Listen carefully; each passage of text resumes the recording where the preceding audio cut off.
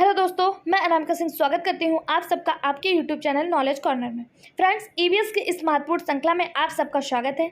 आप लोग यहां तक आ गए हैं तो चैनल को सब्सक्राइब कर लीजिए, वीडियो को लाइक कर दीजिए और बेल आइकन पर क्लिक करना बिल्कुल मत भूलिएगा, जिससे कोई भी वीडियो आप तक तुरंत पहुँच जाए। टाइम को ना वेस्ट करते हुए चैनल को अगर आप सब्सक्राइब कर चुके हैं तो बढ़ते हैं अपने प्रश्नों की तरफ। पहला क्वेश्चन है, निम्नलिखित में से कौन सा द्वितीय प्रदूषक है? द्वितीय प्रदूषक और प्राइमरी प्रदूषक यानी प्राथमिक प्रदूषक क्या होता है?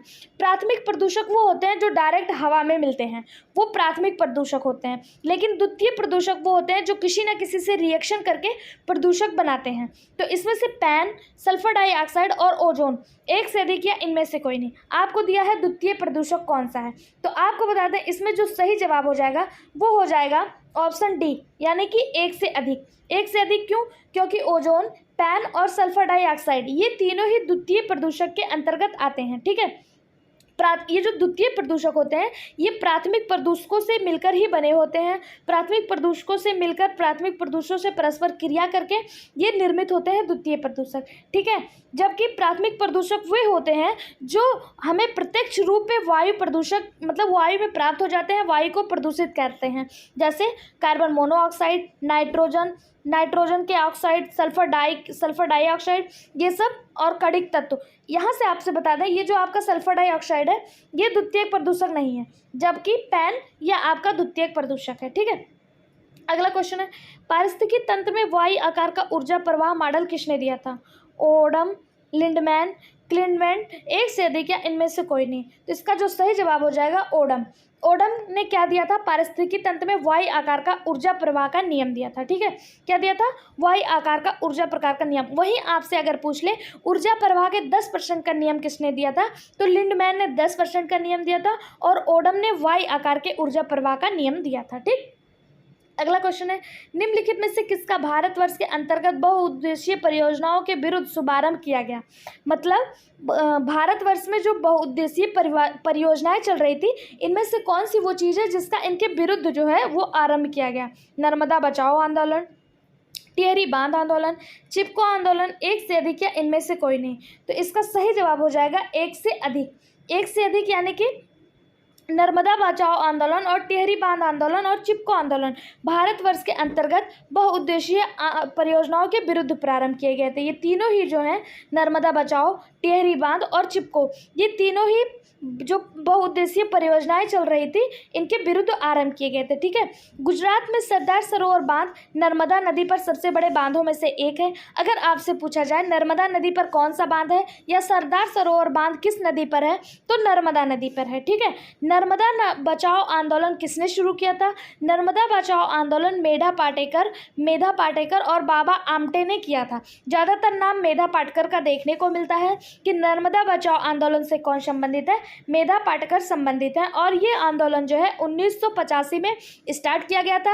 ये नर्मदा नदी के संरक्षण के लिए था। ठीक है, वही बात करें अगर टिहरी बांध की, तो टिहरी बांध उत्तर प्रदेश उत्तराखंड के बॉर्डर पर है। चिपको आंदोलन कहाँ फेमस था और इसके जो किसने इसको स्टार्ट किया था, इस मूवमेंट के हेड कौन है, इसका कमेंट बॉक्स में कमेंट करके आप हमें बताइएगा कि चिपको आंदोलन किसके द्वारा शुरू किया गया था।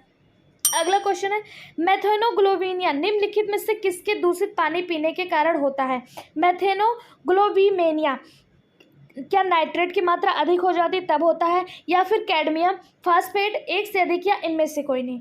तो इसका जो सही जवाब हो जाएगा नाइट्रेट। पानी में जब नाइट्रेट की मात्रा बहुत ज़्यादा अधिक हो जाती है या पानी के माध्यम से, सब्जियों के माध्यम से अगर हम नाइट्रेट को बहुत ज़्यादा ले लेते हैं, बहुत ज़्यादा अवशोषित कर लेते हैं, हमारे शरीर में नाइट्रेट की मात्रा अधिक हो जाती है, तब मेथेनोग्लोविया नामक बीमारी होती है। मेथेनोग्लोविया में क्या होता है कि ऑक्सीजन की कमी हो जाती है और जो है स्वास्थ्य जो होता है वो खराब होने लगता है। अगर हमारे शरीर में ऑक्सीजन की कमी हो जाएगी तो हमारे शरीर का कोई भी अंग सही से कार्य नहीं कर पाएगा और जो बॉडी होगी, जो हमारा ब्लड होगा वो रेड ना होके ब्लू होने लगता है। ठीक है, मेथेनोग्लोबिया में नाइट्रेट की मात्रा अधिक हो जाती है और हमारे ब्लड का रंग नीला होने लगता है।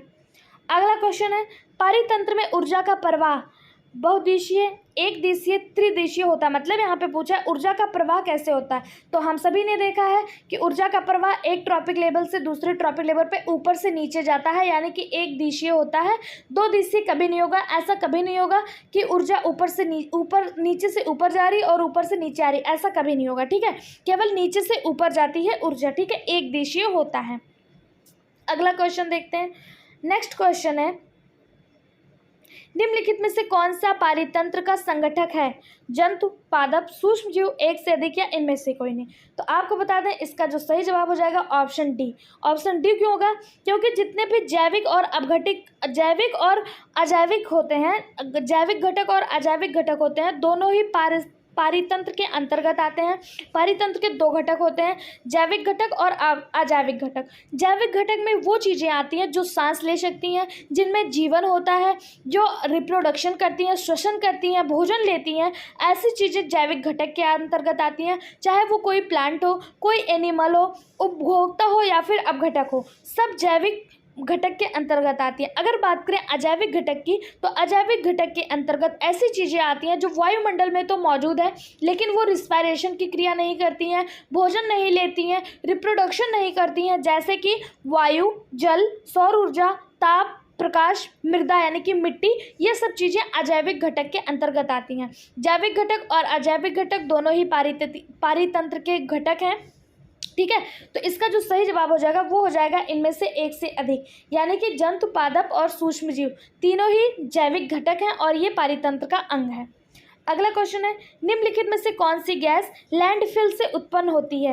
लैंडफिल से कौन सी गैस उत्पन्न होती है? सल्फर डाइऑक्साइड, मीथेन, तरल पेट्रोलियम गैस, एक से अधिक या इनमें से कोई नहीं। इसका सही जवाब हो जाएगा ऑप्शन बी।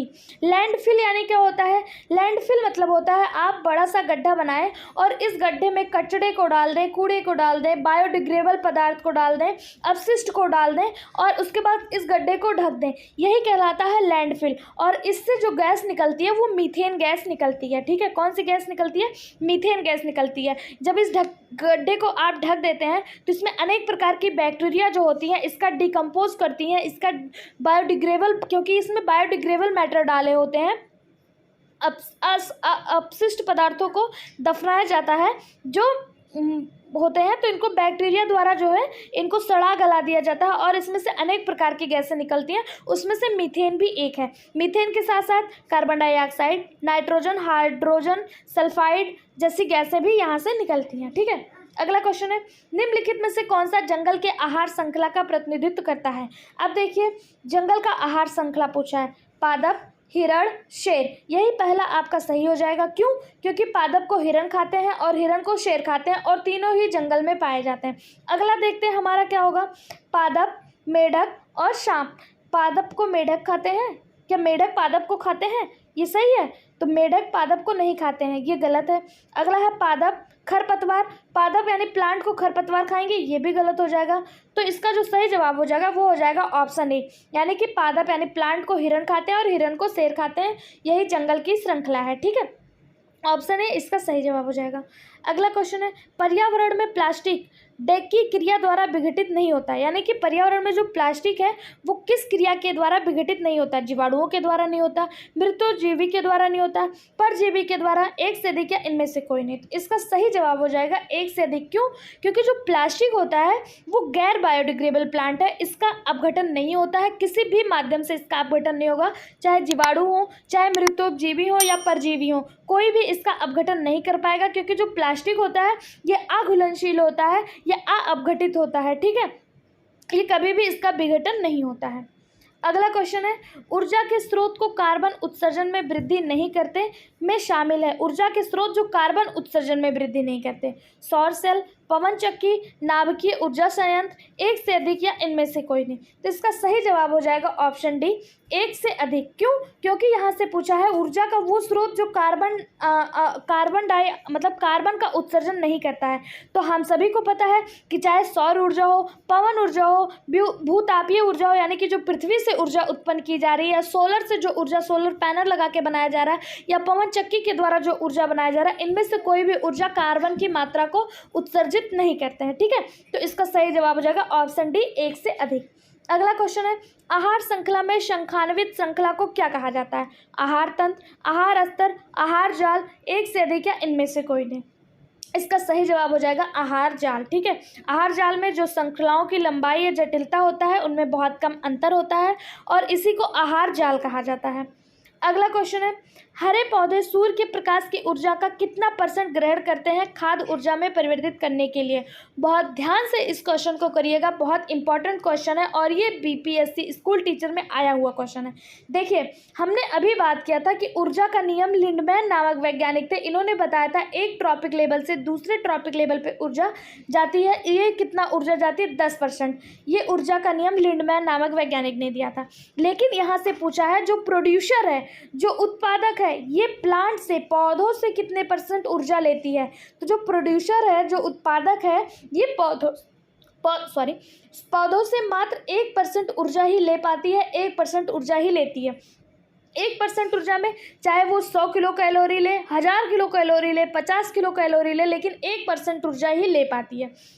तो इसमें पूछा गया जो क्वेश्चन है वो यही पूछा गया है कि सूर्य के प्रकाश से पौधे कितने % ऊर्जा लेते हैं? तो 1% लेते हैं। ऑप्शन सी इसका सही जवाब हो जाएगा। पौधे कितना % ऊर्जा लेते हैं? 1 पौधे। और उत्पादक से प्राइमरी कंज्यूमर, सेकेंडरी कंज्यूमर, ये लोग कितने % ऊर्जा लेते हैं? 10% ऊर्जा लेते हैं। ठीक है, अगला क्वेश्चन है, किसके नेतृत्व में चिपको आंदोलन को मजबूती मिली? देखिए, वही क्वेश्चन आपके सामने आ गया कि अभी हम लोगों ने मेधा पाटेकर को पढ़ा था। मेधा पाटेकर नर्मदा बचाओ आंदोलन से संबंधित थी। आपसे पूछा कि चिपको आंदोलन से कौन संबंधित था? तो सुंदरलाल बहुगुणा ये जो है पर्यावरण और वन संरक्षण के लिए बहुत ज़्यादा लड़े थे, पर्यावरण को बचाने के लिए और वनों की कटाई को रोकने के लिए इन्होंने एक मूवमेंट किया जिसका नाम चिपको आंदोलन पड़ा। और ये आंदोलन 1973 में हुआ, जब वनों की कटाई की जाने लगी, पौधों को काटा जाने लगा, तो सुंदरलाल बहुगुणा ने पेड़ों से चिपक कर उन्हें बचाया और इनका साथ बहुत सारे लोगों ने दिया। सब लोग पेड़ों से चिपक गए और बोले कि इन्हें काटने से पहले आपको मुझे काटना पड़ेगा। जैसे इनके जो सहयोगी थे उसमें चंडी प्रसाद भट्ट, गोविंद सिंह रावत और अन्य लोगों ने भी इनका सहयोग दिया। पेड़ों से चिपकने के कारण इस आंदोलन का नाम चिपको आंदोलन पड़ा और ये आंदोलन 1973 में हुआ था। मेधा पाटेकर किससे संबंधित है? तो मेधा पाटेकर जो है ये नर्मदा बचाओ आंदोलन से संबंधित है। बात करें अमृता देवी बिश्नोई की, तो ये बिश्नोई समाज एक बिश्नोई होता है, वहाँ पे इन्होंने भी पेड़ों के संरक्षण से संबंधित है, इन्होंने भी पेड़ों को बचाने के लिए मूवमेंट चालू किया था। ठीक, अगला क्वेश्चन है, आहार श्रृंखला में प्रथम पोषी स्तर पर मौजूद होते हैं। अब देखिए यहाँ पे पूछा है प्रथम पोषी स्तर पर कौन मौजूद होता है, फर्स्ट ट्रॉपिक लेवल पर कौन मौजूद होता है। बार बार मैं आपको बता रही हूँ, सबसे ये जो ट्रॉपिक लेवल होता है, ये पहला ट्रॉपिक लेवल, दूसरा ट्रॉपिक लेवल, तीसरा ट्रॉपिक लेवल और चौथा ट्रॉपिक लेवल। पहले में उत्पादक होते हैं, दूसरे में प्राइमरी कंज्यूमर होते हैं। देखिए, प्राइमरी कंज्यूमर और प्रथम प्राइमरी ट्रॉपिक लेवल पे कंफ्यूज नहीं होना है।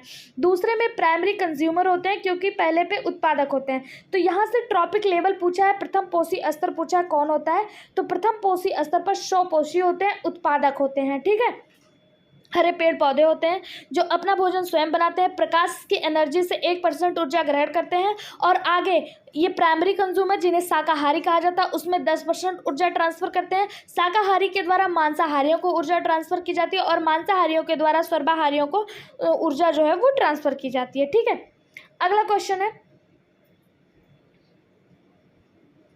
निम्नलिखित में से कौन सा जीव क्लोरोफिल की उपस्थिति में सूर्य के प्रकाश का उपयोग कर अकार्बनिक पदार्थों को कार्बनिक यौगिकों में परिवर्तित करता है? यहाँ पे पूछा है अकार्बनिक पदार्थ को कार्बनिक यौगिक में सनलाइट के प्रेजेंस में कौन सा जीव है जो परिवर्तित करता है? स्वपोषी, कुछ जीवाणु, जंतु, एक से अधिक या इनमें से कोई नहीं। तो इसका जो सही जवाब हो जाएगा वो हो जाएगा ऑप्शन डी। ऑप्शन डी क्यों हो जाएगा? क्योंकि जीवाणुओं में भी एक आपने सुना होगा साइनोबैक्टीरिया का नाम, जिसे BGA ब्लू ग्रीन एल्गी कहते हैं। इनके पास भी क्लोरोफिल प्रेजेंट होता है और ये अपना भोजन स्वयं बनाते हैं। तो ये जो होते हैं ये भी सूर्य के प्रेजेंस में अकार्बनिक पदार्थों को कार्बनिक पदार्थों में बदलते हैं। स्वपोषी जो होते हैं जिन्हें प्लांट्स कहा जाता है ये स्वपोषी होते हैं, ये तो अकार्बनिक पदार्थों को कार्बनिक पदार्थों में बदलते ही हैं। तो इसलिए इसका जवाब हो जाएगा ऑप्शन डी, एक से अधिक। ठीक, अगला क्वेश्चन है, साबुन एवं डिटर्जेंट स्रोत है कार्बनिक प्रदूषक के जैसे ग्लिसरॉल, पॉलीफॉस्फेट, सल्फोनेट, हाइड्रोकार्बन, एक से अधिक या इनमें से कोई नहीं। तो इसका जो सही जवाब हो जाएगा वो हो जाएगा ऑप्शन डी। क्यों? क्योंकि साबुन के जो अपशिष्ट हैं वो ग्लिसरॉल, पॉलीसल्फेट और सल्फोनेट, हाइड्रोकार्बन तीनों ही साबुन के अपघटक हैं, तीनों ही साबुन के प्रदूषक हैं। ठीक है। अगला क्वेश्चन है, निम्नलिखित में से कौन सा पारिस्थितिकी तंत्र में गैसीय जैव भू रासायन चक्र नहीं है? कौन सा जैव भू रासायनिक चक्र, गैसीय जैव भू रासायनिक चक्र नहीं है? फास्फोरस चक्र, ऑक्सीजन चक्र, नाइट्रोजन चक्र, एक से अधिक या इनमें से कोई नहीं। तो इसका जो सही जवाब हो जाएगा वो हो जाएगा ऑप्शन ए, फास्फोरस चक्र। फास्फोरस चक्र जैसा कोई भी भू रासायनिक चक्र नहीं पाया जाता है। ऑक्सीजन चक्र और नाइट्रोजन चक्र ये जो है ये चक्र देखने को मिलते हैं। ठीक है। गैसीय चक्र में कार्बन, हाइड्रोजन, ऑक्सीजन और नाइट्रोजन जैसे जो चक्र होते हैं, जो गैस होते हैं वो शामिल होते हैं, जबकि फास्फोरस जो होते हैं ये कोई भी चक्र नहीं बनाते हैं। फास्फोरस चक्र लंबी व छोटी अवधि के होते हैं, इसलिए ये जैव भू रासायनिक चक्र नहीं बनाते हैं। जैव भू रासायनिक चक्र कौन कौन बनाते हैं? Carbon, hydrogen, oxygen, nitrogen. ठीक है। फास्फोरस जो होते हैं ये क्यों जैव भू रासायनिक चक्र नहीं बनाते हैं? क्योंकि ये लंबी और छोटी अवधि के होते हैं। ठीक। अगला क्वेश्चन है, अब क्वेश्चन नहीं है, आज के लिए बस इतना ही क्वेश्चन था। अगर वीडियो पसंद आया हो तो चैनल को लाइक करिए, चैनल को सब्सक्राइब करिए, वीडियो को लाइक करिए और ज़्यादा से ज़्यादा शेयर करिए। हमारे साथ बने रहने के लिए धन्यवाद।